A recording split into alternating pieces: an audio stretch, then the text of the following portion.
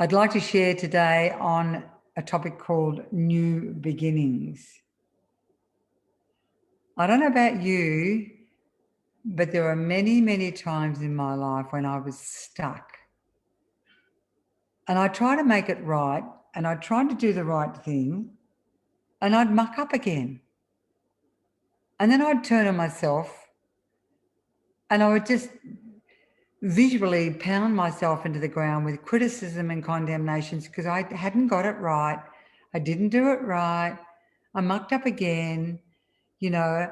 And so I actually had turned on myself until one day I realized if I wanted anything to change in me, I needed help.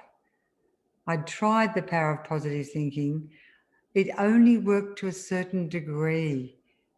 But I kept getting triggered off, as I've mentioned to people many, many times over the years. And I didn't like those triggers and I didn't like those reactions, those emotional outbursts. And it really was that turning point for me when I think I said the words when I realized how no matter how hard I tried, I didn't seem to be able to sort things. I didn't seem to be able to bring order out of chaos because I was operating out of fear. And while I was operating out of fear, there would be control. And I was trying to control things I didn't realize then. I was trying to control things to make them right, to bring peace in the family, to bring health into my children. And all of those things broke down over many, many years and have mostly come back now in my relationship with friends, relationship with myself. In fact, the turning point was when I began to realize, and this was a new beginning for me. I realized that I didn't have to get it right. I didn't have to always do the right thing. All I had to do, and this was like not on just a head level, but a knowing deep within me, is that all I was being asked to do by my Creator, by wisdom who lives within me, was to learn from everything. One, and two, to ask for his help. And I think for many years then I started using my favorite words. In fact, I gave them to one of my relatives recently, one of my young kid that I know who was struggling.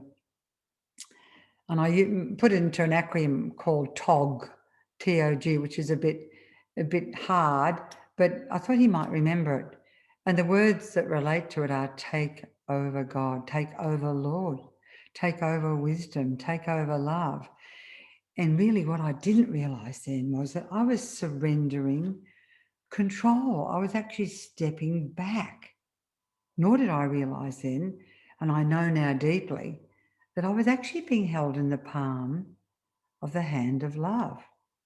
That the very presence of wisdom and love and truth that knows everything just wanted to work with me and through me to do what I couldn't do because he's already made everything right. There was really nothing wrong with me in the beginning. It's just that I believed there was something wrong with me. I thought, because of my life's experience, that I was wrong, bad, it was my fault, I was responsible. And it would repeat again and again and again and again. And if you ever find yourself saying sorry, sorry, sorry, many, many times, I generally find that underlying all of that is fear of getting things wrong. And when you muck up, you feel bad. Whereas in the presence of the one that we created, who's created us, in the presence of the hand of love, when you step back and let go, his love never changes. He just wants us to turn, give us a hug and hold us and show us the new way we can go, but with his power and his grace. And as I did that, there were new beginnings again and again in my children's health, in my relationships with my relatives. This is over 30 years. In my relationship with my husband, who I've been married to for 52 years now. And we met when we were 15, so it's a long time. We've had many lives together. And I don't know where we'd be today if I hadn't done what I've done. I needed to change, and I needed to be renewed from the inside out. And I needed wisdom to show me where I could change me, because that in the end was the only thing that I could do. I remember my husband saying when I was on my journey earlier on, I'd get so excited when I learned new things because I'd started on this new journey of learning and growing, and I'd want to share things with him. And I want to read things out. But what I hadn't realised to ask the question. And questions lead to respect in relationships. Can I share? Would you like me to share? I've got something really exciting here. I'd love to share it with you, but I'm not sure that you want to hear it. That's what I do now. And it's developing this lovely respect. Because years ago, he'd say, I think he would almost look at me, oh, here she comes again. And I wouldn't even ask. I would blurt out what I had just learned or whatever. I had to learn a new way of being to develop that respect that changed my relationship. Just by pausing, being aware, which came from spending time being still every day, and asking the questions with my teenagers, with my children, with my family, with most people now. If I want to share something, I say, is it okay if I share something? What's the point in speaking otherwise? So that's been a new beginning for my husband and I when I just began to ask that question. And you know that what I was going to say before was he said to me, you know, years ago when you were always wanting to share with me all of this new stuff and quote things and so on and so forth, have you any idea how I felt? I said, no. He said, I felt like I wasn't good enough. And you were always trying to change me. And I gasped, and I know some of you have heard that before, but it's so profound. The principles, the key in there is that I wasn't respecting him. Had I have, with my teenage children after 2 years, when they finally said, yes, Mum, I would like to hear your opinion, they actually listened. They wanted to listen because I had respected them for 2 years. Took 2 years of me saying, do you want me to say something? So that's a dying to the old self, to let the new self emerge, which says, you're more important. You're important enough, whoever it is in your life now or at work. It's not about me. It's about, certainly I've got things to share, but I want to know if it's okay with you. With everything. And you'll develop respect. I don't care whether they're Christians, non-Christians, Buddhists, whatever. These principles are life principles. Men want to be respected. Women want to be loved. This is an act of love. So that was just a little way of renewing myself and renew over and over again. And now learning has become a joy. When I stuff up and I don't get it right, okay, I just go back to wisdom. Wisdom's already living within me. And I ask the question, what can I learn from that? How did that make them feel? How did that make me feel? See, that's stopping and pausing and taking responsibility for the way I'm being. It's pausing and caring enough to grow. That's how you grow. And that's how you learn. And always I would get a sense of some response. Was it God? I don't know. All I know is by the results. I get some sense or some image, and then I would respond to that. And I'd see what the fruit was like. Was it good with my relationships or not good with my relationships? So another thing I had to learn for new beginnings was I had to stop resisting things. Look, this is what resistance looks like. You put the brakes on.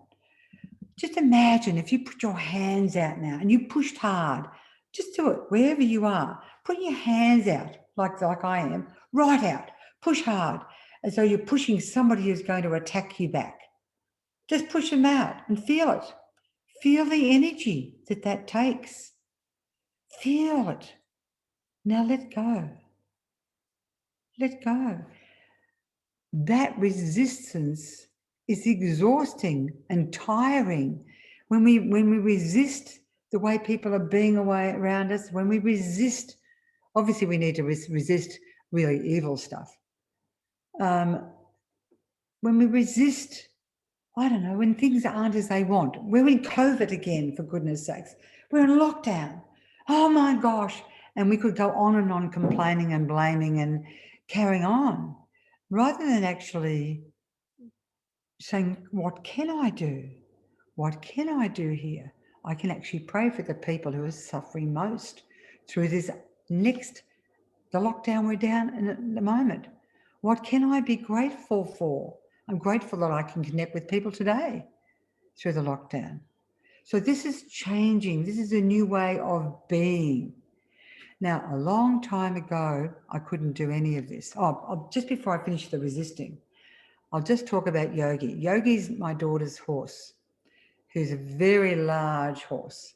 And she left us to look after him one time, and we forgot to put his big coat on. It was going to rain. It was getting dark. We took him into the big shed. Now, my husband, I'm familiar with horses. My husband's not. He got pitch black. We're trying to take the old coat off, the really light one. We're trying to put on the new one. And Yogi is literally massive. It's literally pitch black outside. And Yogi started to walk out the door of the shed. And my husband is leading him. And he's turned to me. He's not familiar with horses and he's not really comfortable with them. And he said, what do I do now? What do I do? Now, if he had resisted Yogi, he would have probably reared up and he would have been perhaps dragged along the road and he could have been hurt badly. That's what happens to us if we resist. We spend a lot of energy and a lot of tension is created between us and whoever. I said to him, Bruce, my husband, just go with the flow. I said, wherever Yogi goes, go. He said, but how far do I go? I said, just keep taking one step at a time. That's a new beginning, doing one step at a time. And he did. And he said, and I said, and gently, gently see if he'll turn around. That's what you do with people. It's not manipulative. It's not controlling. It's embracing the reality of where we were in the shed in our situation at our age and going with it.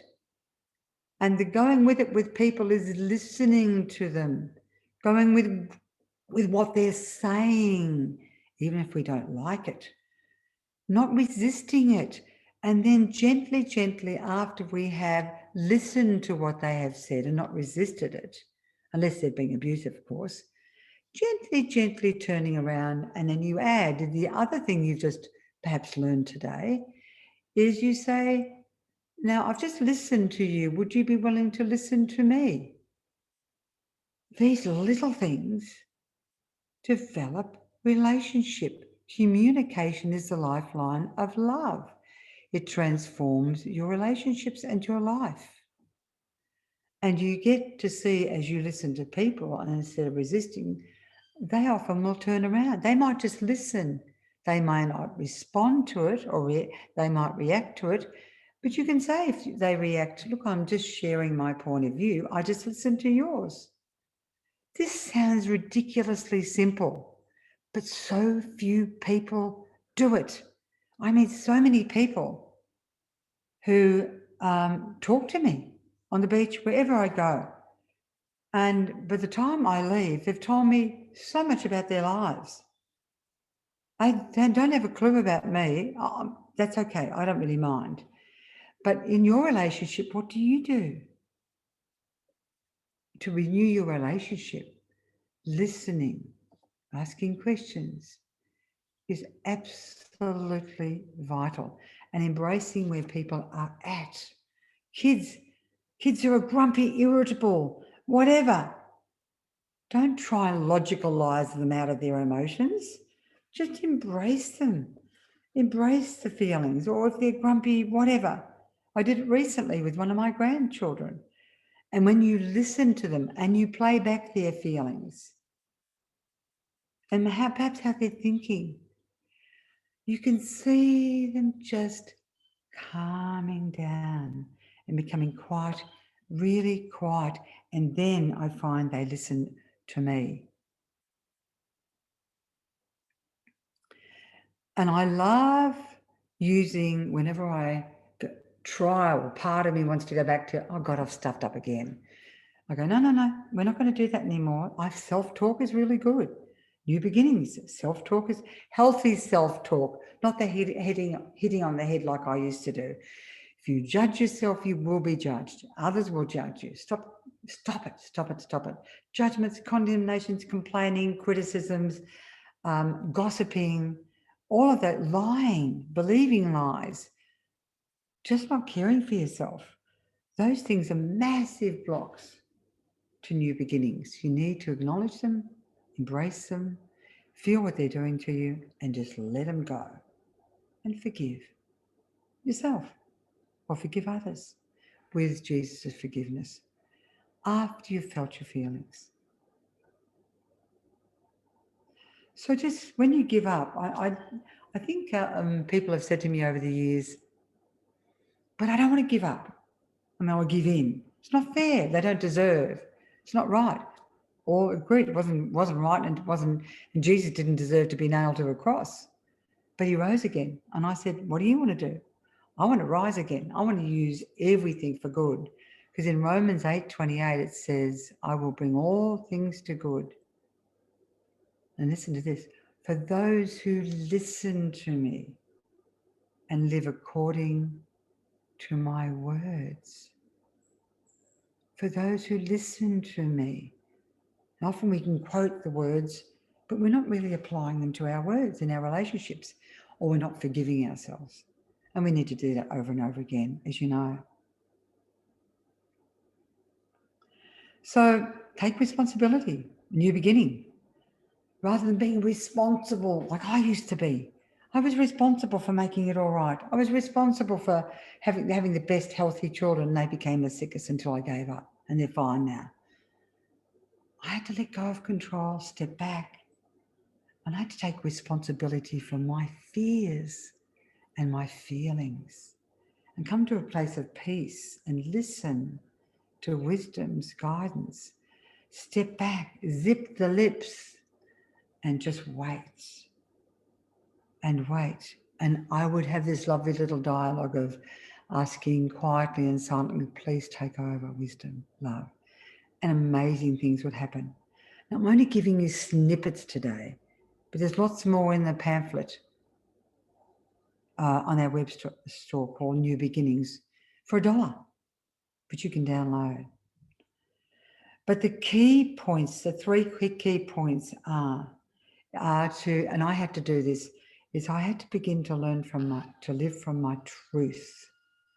No more people pleasing, performing. Does that mean that I don't ever do that again? No. But I have a chat to myself and say, whoops, step back into love's hands, let go. What's his truth here?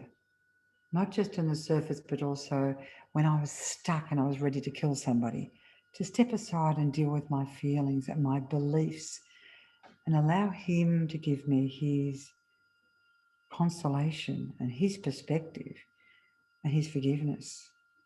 So 1, live from the truth, gaining his perspective. 2, allow, embrace what's happening to you and allow transformation to occur. Face, surrender, resolve. 3, then allow yourself to be empowered, really empowered, by applying just even the few tools that I've shared today. I love these words that I was looking at this morning. Be transformed by the renewing of your mind in Romans 12. And this is what's happened to my life. From where I was 30 years ago, you would not recognize it. And my sister, who was so anti and so separated from me, now respects and says so many wonderful things because of this. He, our Creator, can create one new humanity and bring down the dividing walls. The key word here is He, Ephesians 2:15. Put on the new self. Seek the things that are above. So I am in constant communication as much as I remember. I'm practicing the presence as much as I know how. When I get upset, I go straight back to him before I react. So I respond with his perspective. Does that mean I always do it? No, but I'm working on it. And I tell you what, the results are so much better. So I'm putting off the old self and I'm putting on the new self. So new beginnings happen, not just in relationships, that applies to your work, to anything. If you are thinking negative thoughts and you don't take them captive to wisdom and love within you and say, give me your perspective, then what you think will come to be. As you think and believe, will it be done? So that conversation, give me your perspective, is so important whenever you get off track. And just to finish with, God continually makes us new. Be encouraged. Continually makes us new. Every moment of every day, every breath you breathe is a breath of life from the gift of your Creator and the creation. He brings fresh beginning. If you only join your hand, as Andrew said, in his insights, and you become one with him, and as a child, allow him to take you one step at a time and learn from everything and begin to embrace yourself and allow yourself to be human. Now, I'm going to take you through a little simple meditation. So I invite you to close your eyes. And I invite you to step back. I invite you to allow your Creator, wisdom, truth, love, who lives within you, who gives you every moment of life, who is willing to give his son's life for you.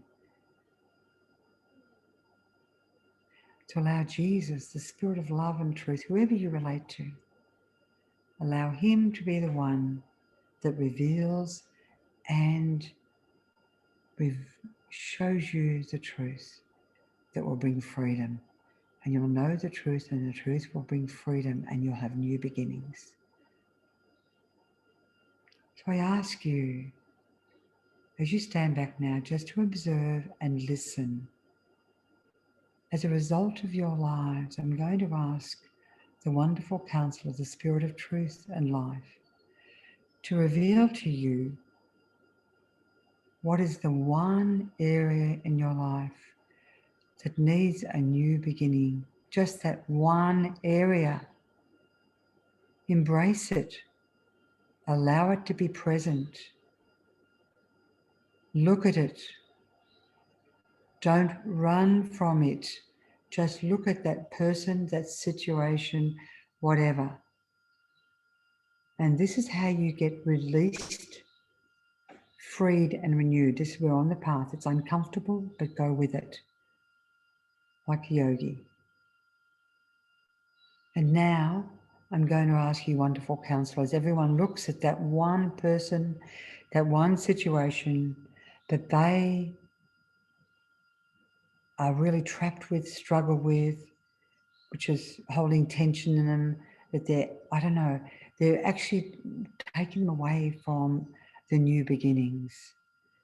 As they look at that person or thing, situation, what do they feel? So I want you to acknowledge all the feelings you have. I don't care how bad they are, how angry you are. Look at the person, the situation, and just allow yourself to have a voice, out aloud or privately. Hatred, anger, resentment,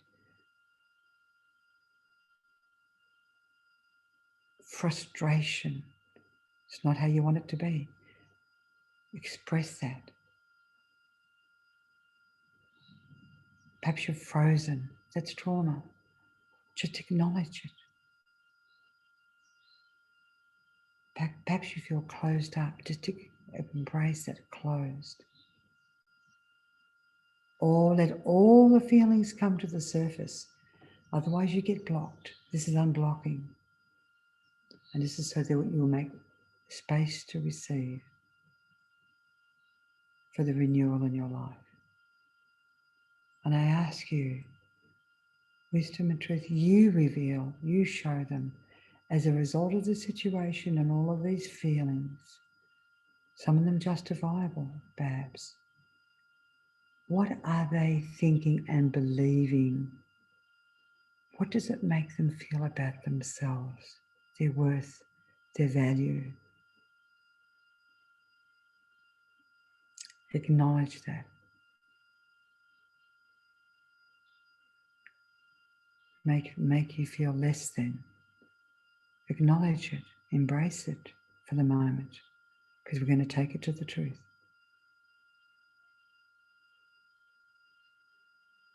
You may feel you're alone and empty. Feel it, embrace it. It's an aspect of yourself. You may feel like it's your fault, you're responsible. You can't get over the guilt, you're bad. If that relates, feel it, embrace it, hold it. Whatever's the strongest, hold it. Strongest belief, hold it.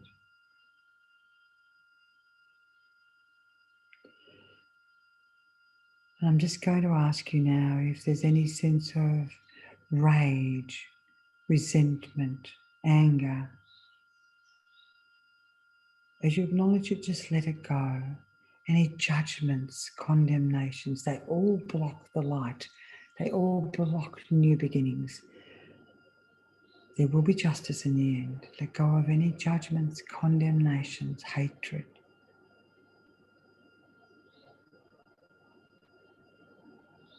Of yourself or others. Let go of the roles of control, of being overly responsible out of fear. Let go and surrender into the hand of love. Let go.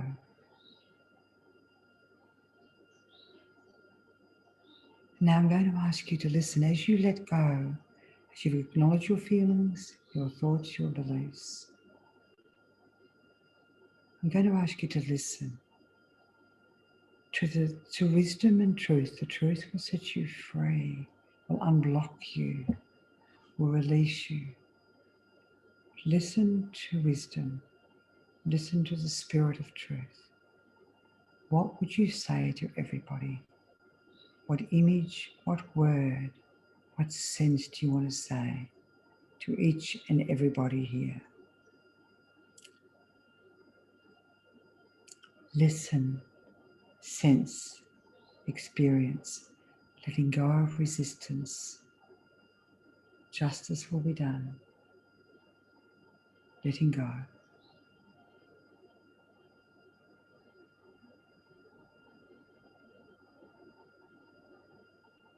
What are you sensing? What are you hearing? What are you feeling? As you now, some of you might still be blocked, and I'll work with somebody after this, and we can help you during the week as a team. Now look back at the person, the situation, where you felt powerless, stuck, trapped, angry, resentful, that you've hated. Look back and look at it now. I ask you wisdom to show them through your eyes. You who created order out of chaos. What do you want to show them? Look at it.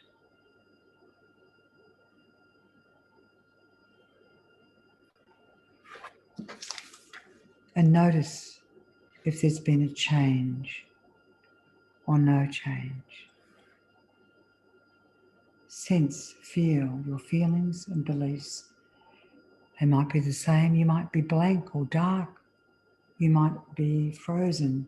We can help you with that later. And I'm going to ask a prayer here now, just before we finish this.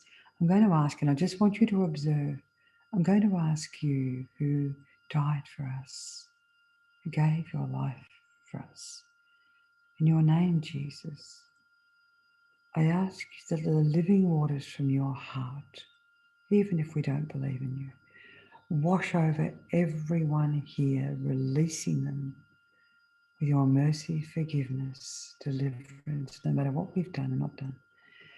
And let them forgive themselves and releasing them from all generational influences, from trauma, shock, terror, and fear.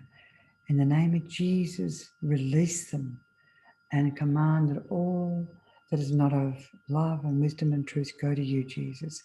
And in its place, breathe the breath of your spirit and release them from any unduly ungodly attachment. So you, love, stand between everybody.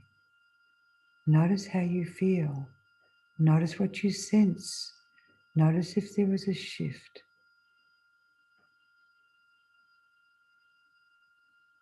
Listen, observe, be.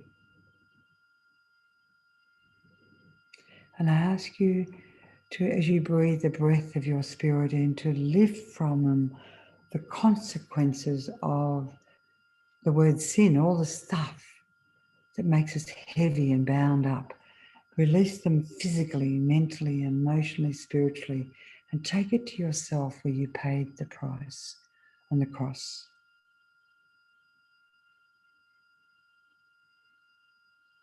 And surround each and every one now with your helpers that are always there to help them, the heavenly angels, the guardian angels, to make them safe and secure.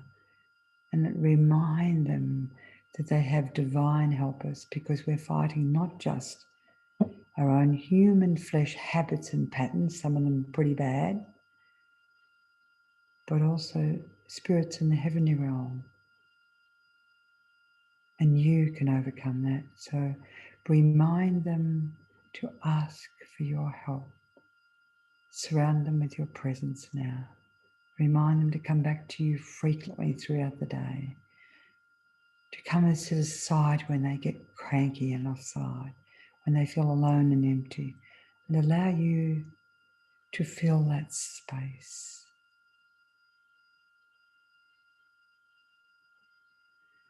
For those who have been listening to this video, which will be put up on YouTube, and their meditation, this is an ongoing journey. So this is keys that can help you for life that I've shared, that you can apply, but you have a divine helper. You don't earn it, it's a gift. Just ask. Just remember to say, take over God, Tog. Take over Lord. Take over wisdom. And not having unrealistic expectations. You will have trouble in the world, but His love and wisdom will be with you. So I now commit you all to the one who's holding you in the palm of his hands. If you let go, you'll experience it.